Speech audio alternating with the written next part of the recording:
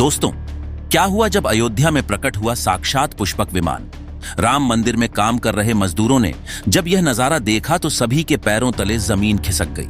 22 जनवरी, प्राण प्रतिष्ठा से पूर्व अयोध्या में इतने बड़े चमत्कार का होना सभी को आश्चर्य में डाल रहा है। कुछ लोगों ने इसके साक्षात दर्शन किए हैं, जिन्होंने अपनी आंखों देखी। जो बताते हैं उसे सुनकर आपके भी रोंगटे खड़े हो जाएंगे। आगे बढ़ने से पहले अगर आप एक सच्चे सनातनी हैं और प्रभु श्री राम को अपना आराध्य मानते हैं तो इस वीडियो को लाइक करके कमेंट बॉक्स में जय श्री राम जरूर लिखें। दोस्तों, 22 जनवरी 2024 को रामलला अयोध्या के नए भव्य मंदिर में विराजमान होंगे। इस शुभ कार्यक्रम के लिए पूरे देश में निमंत्रण बांटा जा रहा है। शहर से लेकर गांव तक, घर घर अक्षत वितरण में बच्चों से लेकर बड़े तक सहयोग कर रहे हैं। यहां तक कि महिलाएं भी घर घर जाकर अक्षत और श्री राम की अयोध्या की फोटो वितरण कर रही है। अयोध्या में राम मंदिर में भगवान रामलला की प्राण प्रतिष्ठा कार्यक्रम की तैयारियां तेजी से की जा रही है। इस कार्यक्रम को बेहद भव्य बनाने के लिए कोई कसर नहीं छोड़ी जा रही है। इस बीच राम मंदिर निर्माण का कार्य भी तेजी से किया जा रहा है। मंदिर निर्माण में जो लक्ष्य लिया गया था उसमें लगभग 80% कार्य हो चुका है। 70 खंभों पर मूर्तिकारी का काम चल रहा है। पिछले दिनों त्योहार की वजह से यह धीमा पड़ गया था, लेकिन अब वो भी तेज गति से पूरा हो जाएगा। निर्माण कार्य जल्द से जल्द पूरा करने के लिए सभी मजदूर रात दिन मेहनत कर रहे हैं। लेकिन 10 जनवरी की रात कुछ ऐसा चमत्कार हुआ जिसे देखकर सभी मजदूरों के होश उड़ गए। जब रात्रि के समय सब मजदूर अपना काम निपटाकर तंबू में सो रहे थे, उसी समय अचानक से उन्हें वहां कुछ हलचल महसूस हुई।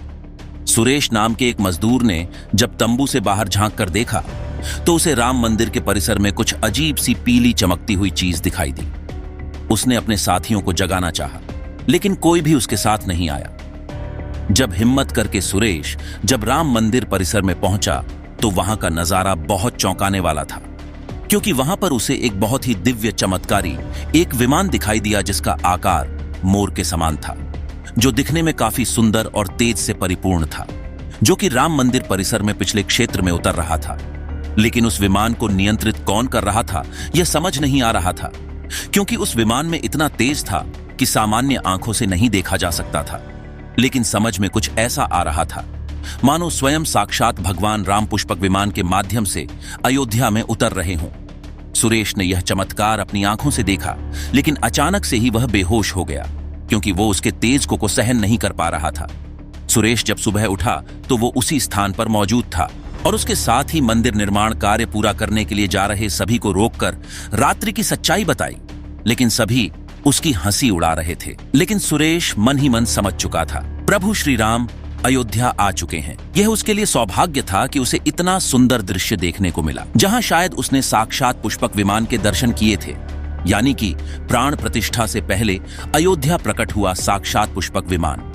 दोस्तों, देश के अलग अलग हिस्सों में कई बार अजीब सी आकृति के विमान देखे गए हैं, जिनका संबंध कई बार तो एलियन के साथ जोड़कर भी देखा जाता है।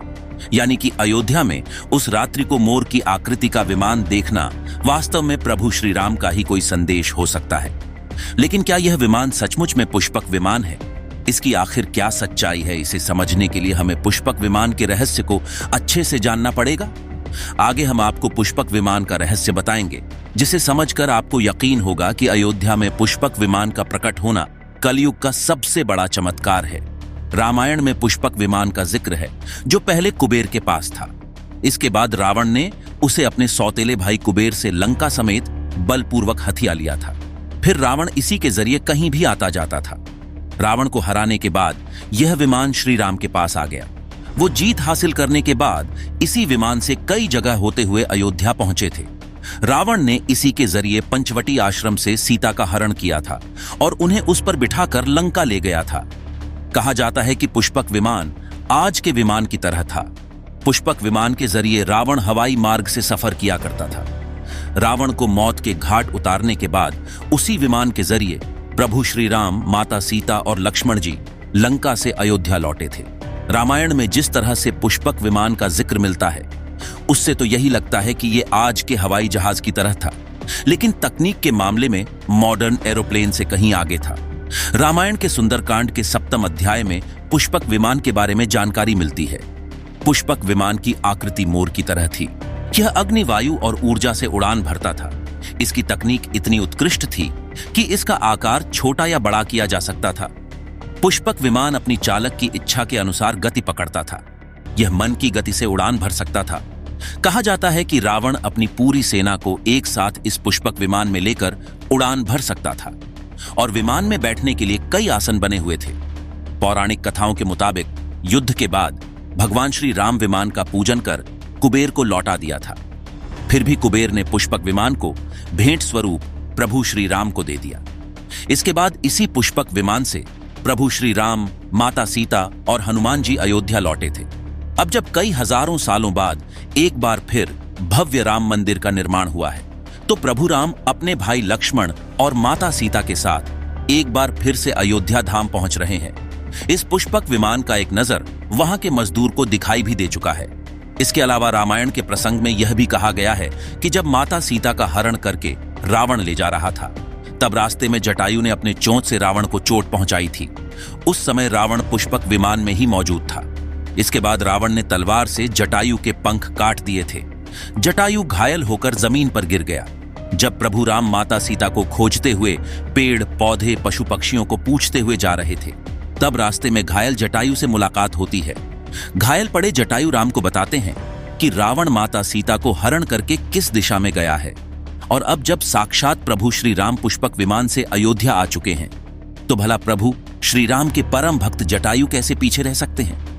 अयोध्या में रामलाल की प्राण प्रतिष्ठा से पहले जनपद की सीमा में गिद्धों के झुंड को देखा गया है और स्थानीय लोग इसे गिद्धराज जटायु से जोड़कर देख रहे हैं। लोग इसे शुभ संकेत भी मान रहे हैं। मिल्कीपुर तहसील क्षेत्र के गांव धरौली में पिछले 10-12 दोनों से गिद्धों का झुंड वास कर रहा था। हालांकि उस गांव से गिद्ध उड़ गए हैं, लेकिन अयोध्या के सीमा में यहां वहां दिखाई दे रहे हैं। गांव वालों का कहना है कि पिछले 20 वर्षों से इस इलाके में गिद्ध नहीं दिखे, लेकिन अब जब राम मंदिर बन रहा है तो लगभग 50 की संख्या में गिद्ध आकाश में दिखाई दे रहे हैं। उनमें से 10-12 गिद्ध गांव में ही सेमल के पेड़ पर निवास कर रहे थे। गिद्धों को देखने की इस घटना को लोग राम से जोड़कर देख रहे हैं और शुभ संकेत भी मान रहे हैं। 22 जनवरी को हो रहे प्राण प्रतिष्ठा के समारोह में देश के प्रधानमंत्री नरेंद्र मोदी ने देश विदेश के कई महान हस्तियों को निमंत्रण दिया है। लेकिन आपको जानकर हैरानी होगी कि नेपाल में भी कुछ विशेष लोगों को समारोह में आने का निमंत्रण दिया गया है।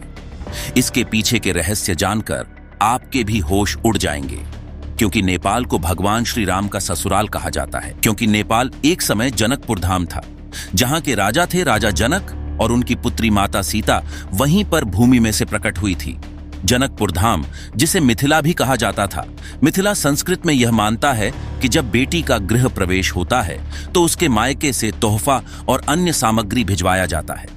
इसी परंपरा के मुताबिक जब प्रभु राम का मंदिर में गृह प्रवेश होगा तो सीता जी की ओर से नेपाल से उपहार आ रहे हैं, जिसे भार यात्रा का नाम दिया गया है। इसके अलावा राम मंदिर के प्राण प्रतिष्ठा के लिए प्रभु राम के ससुराल नेपाल के जनकपुर से कपड़े, फल और मेवा के साथ साथ उपहारों से सजे 1100 थाल आने वाले हैं। इसमें आभूषण, बर्तन, कपड़े और मिठाइयों के साथ भार भी आएगा, जिसमें 51 प्रकार की मिठाइयां, दही, मक्खन और चांदी के बर्तन शामिल होंगे। 22 जनवरी को प्राण प्रतिष्ठा समारोह होने वाला है। इसके लिए श्री राम जन्मभूमि तीर्थ क्षेत्र ट्रस्ट की तरफ से भगवान राम के ससुराल नेपाल के कई लोगों को निमंत्रण पत्र भेजे गए हैं। दोस्तों, आज हम राम मंदिर को बनते हुए देख रहे हैं। यह हमारा सौभाग्य है, क्योंकि भव्य राम मंदिर के बनने में कई हजार सेवकों और राम भक्तों के बलिदान भी छुपा हुआ है। आप लोगों से भी निवेदन है कि 22 जनवरी के दिन अपने घरों में दीपक जलाकर जश्न मनाएं। जय श्री राम।